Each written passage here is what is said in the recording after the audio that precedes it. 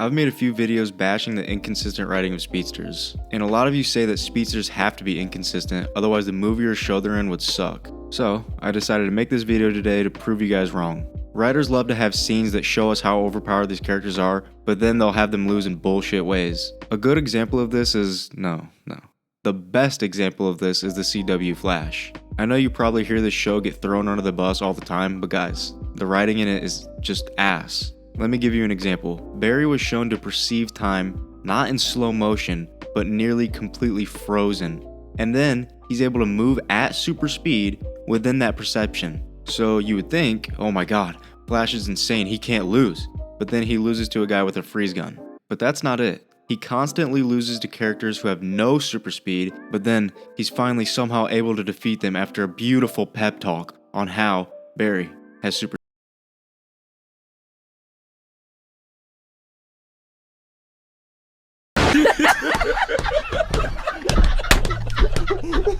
Yeah, that's pretty much the entire show. There, I saved you like 128 hours of torture. So now you might be asking, well then how do you write a speedster the correct way? Well, I'm glad you asked. I have 3 different ways on how to write a speedster with 3 different examples to show you. First up is writing an untouchable god level character and just making them be an untouchable god level character. Metro Man.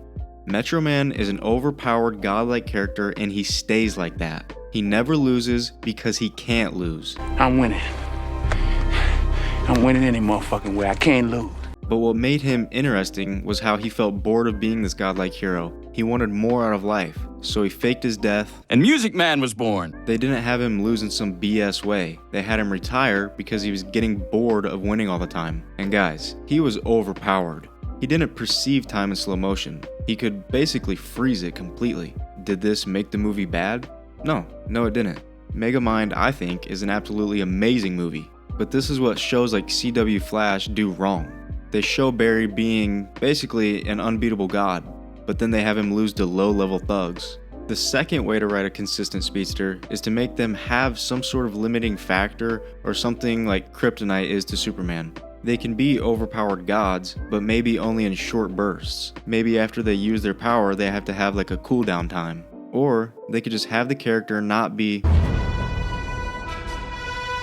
Maybe they can run fast, but if they run too fast, they'll burn up, so they have to be careful. Actually, a lot of you guys told me about some anime characters that are like this, so when they lose, it's not in a way that directly contradicts what we were just shown. Every CW Flash episode. They lost because they had some limiting factor, like they needed time to recover, or just something of that nature.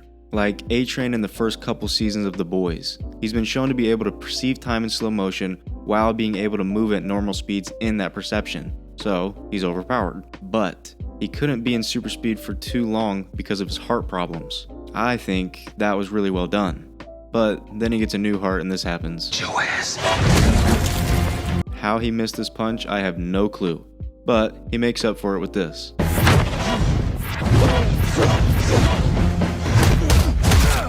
This right here is perfect. He can move at normal speeds while perceiving time in slow motion, so these punches should never hit him. Another thing they did really well was him being neutralized by being snuck up on by Kamiko.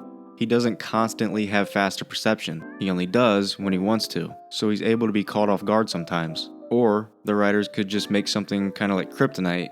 Maybe the speedster is overpowered, but if he comes close to a certain something, he loses his abilities. Maybe a show could make some fake mystical rock that hurts only speedsters. That would actually make for an interesting story. The third way, and the last way that I think a speedster should be made, is by not having them be overpowered in the first place. They don't have a faster perception. They don't have the ability to time travel. Have them run like a couple 100 miles per hour. Something like Dash. Dash is fast, but he's not untouchable. He can be caught. Invincible almost did Red Rush like this, and his death would have made more sense. But unfortunately, they told us that he constantly perceives time in slow motion and can move at normal speed or super speed in that perception. So unless Omni-Man is a speedster, Red Rush should not have been caught like this. Yes guys, I know that Omni-Man can fly fast, but being a speedster and having flight speed is not the same thing. Plus, Omni-Man has to slowly build up his speed. Dash is almost perfect. There was that one scene where he laid that tack on the teacher's chair, which would only really be possible if he had faster perception, but This is a one-time thing and never shown again, so we're just gonna forget that ever happened. If you guys enjoyed this video, then just fucking hit the subscribe, like, and share button. And if you didn't know, you can click the link in the description to become a member. You get some cool perks and things like that, so go ahead and check it out. Or don't. I'm not forcing you to. Yeah, you thought.